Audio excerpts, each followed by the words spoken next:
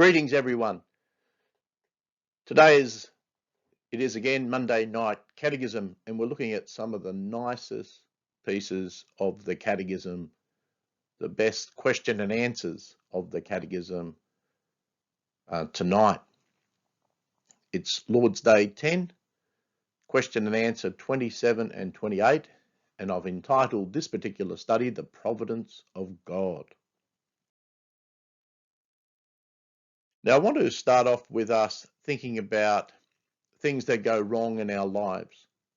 And I picked out Psalm 13 because this is a psalm of David when he's going through really tough times. David says this, "How long, O Lord, will you forget me forever? How long will you hide your face from me? How long must I wrestle with my thoughts and every day have sorrow in my heart? How long will my enemies triumph over me? Look on me and answer, O Lord my God. Give light to my eyes, or I will sleep in death. My enemy will say, I have overcome him, and my foes will rejoice when I fall." We can feel that way at times, that God has forgotten us, and that there is so many difficulties in our lives. Perhaps we don't feel that way when we're young.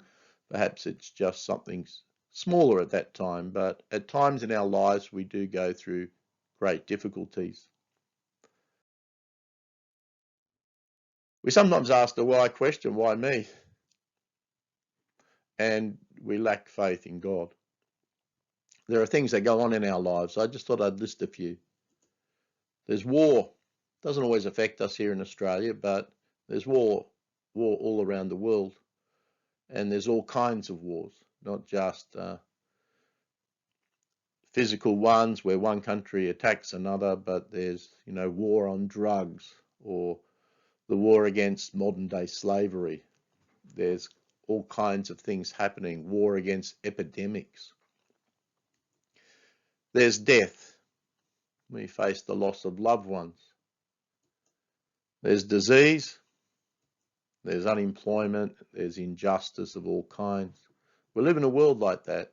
There's so many things that just aren't right with our world, and we can get really disappointed by all these things, and we can think to ourselves, well, what's God doing about all this? And so we are tempted to ask that why question, but let's have a look at the answer in the Catechism in Lord's Day 10, question and answer 27 and 28. But just have a look at question and answer 27 with me. What do you understand by the providence of God? So I hope to explain the word providence, but certainly the answer that we have does. This is beautiful. Providence is the almighty and ever-present power of God, by which he upholds as with his hand heaven and earth and all creatures, and so rules them that leaf and blade, rain and drought, fruitful and lean years, food and drink, health and sickness, prosperity and poverty, all things in fact come to us not by chance, but from his fatherly hand. You just need to pick out a few words here about God, don't you? The almighty and ever-present power of God, which he upholds as with his hands, everything. And he rules everything. And in fact, nothing happens by chance, but everything comes from his fatherly hand. And again, the word fatherly, loving hands. Beautiful answer. But a good way of understanding providence is just to have a look at the biblical story of Joseph. And I'm not going to read it to you, but just go over the main points of the story. So he was his father's favourite. He was born to Rachel. Rachel was his favourite wife. They had to wait a long time before they could have children, and Joseph was treated very well. And he got a lovely coat from his father, and the rest of the brothers didn't. Joseph was Jacob, his father's favourite child. But his brothers were jealous, and one day when Joseph came upon them to bring them news, to bring them provisions, they grabbed him, they put him in a cistern, a water hole, And then when Ishmaelite traders came along, they sold him into slavery. It's a terrible thing to do to your brother, but that's what they did to Joseph. And then they told Jacob a story about how they'd found his bloodied clothes and that he must have been taken by a wild animal. So Joseph was sold into slavery. He went all the way to Egypt and was bought by Potiphar, who was an officer in Pharaoh's army, an important man. And he started to rise in the ranks there because he was well thought of. He was trustworthy. But then Potiphar's wife took a liking to him. Joseph didn't want to go behind the back of Potiphar, and so she told some lies about Joseph, and he ended up in Pharaoh's dungeon, Pharaoh's prison. And there he made friends with a butler, a former butler of Pharaoh, and a former baker of Pharaoh. They had a number of dreams, and in the end Joseph interpreted them for them and said that the baker would lose his life, but the butler would rise in the ranks, and then they forgot him, which is again a sad story. So he's languishing in jail. But then one day Pharaoh had a dream that nobody could interpret for him, and so the butler all of a sudden remembered Joseph, and Pharaoh got him to explain the dream to him, and Joseph rose in the ranks to become second in control of the whole kingdom of Egypt. A meteoric rise to the top from the dungeon. Now, this is a terrible story in many ways. We like the happy ending, but eventually things happen. Joseph's brothers come not once but twice to Egypt. He provides them with food and a bit of testing at the time. And once the brothers recognized Joseph and what they had done to him, they were greatly afraid. But Joseph said this to them, and this explains providence. You intended to harm me, but God intended it for the good, to accomplish what is now being done, the saving of many lives. That is what we understand by the providence of God, that God works in such a way to bring about good out of evil, or to overcome evil with good, to achieve his own purposes in the world. It's a fabulous thing, this confidence we have in God. So we use the word providence to mean God is in control and he can turn anything to the good. That is our confidence in God. I want to tell you the story about Elizabeth Elliott as well. It's one of the great stories that, modern day missionary story.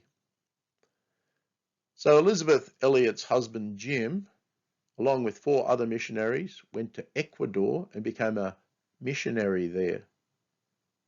And as he was ministering to the Orca tribes, there was a bit of opposition, and all the missionaries, the 5 missionaries, all were killed. Then Elizabeth Elliott and the 4 widows of these men went to Ecuador and ministered to the Orca Indians, and many of them became Christians. It's an amazing, absolutely amazing story.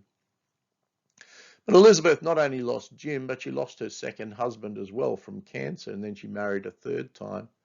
So she suffered much grief in her life. And she writes this: the experiences of my life are not such that I could infer from them that God is good, gracious, and merciful necessarily.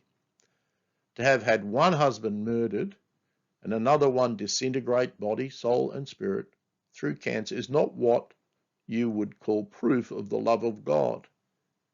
In fact, there are many times when it looks like just the opposite. But she goes on to say, my belief in the love of God is not by inference or instinct, it is by faith. To apprehend God's sovereign working in that love is, we must say it, the last and highest victory of faith that overcomes the world. It's just a beautiful answer, isn't it? She is so confident in the goodness of God, shown to her in Jesus Christ, that she still knows that God can work for for the good in terrible circumstances. We apprehend the world through faith, not by sight. So the result of this confidence in God is found again in the Catechism. The next question and answer. 28. How does the knowledge of God's creation and providence help us? We can be patient when things go against us, thankful when things go well. And for the future, we can have good confidence in our faithful God and Father that nothing will separate us from his love. All creatures are so completely in his hand that without his will, they can neither move nor be moved. You really have to just concentrate on that question and answer again.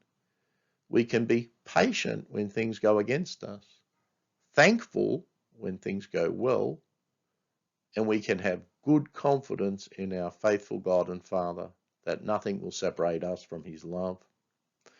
It's a beautiful answer. It's what gives us confidence and hope as Christian people when things go difficult. Now, when you want to think about the ultimate example of providence, you have to think about Jesus. There's so much injustice in the story, isn't there? Jesus ends up being crucified. And yet this is completely the will of God. Something terrible happening to Jesus, and yet this is the will of God for our salvation. God turns this to our ultimate good. And then when Jesus dies on the cross, he says, into your hands I commit my spirit. He never believed that God, his Father, would forsake him. For a discussion question, I thought this would be a good one. What happens when things go bad in your life? What is the answer? What happens to you when things go bad in your life? Do you get upset? Or do you have confidence in God? I think most of us, in truth, get upset. And it takes us a while to work out that we ought to pray about it and come to God. But just have a discussion about that, or toss it about in your own mind.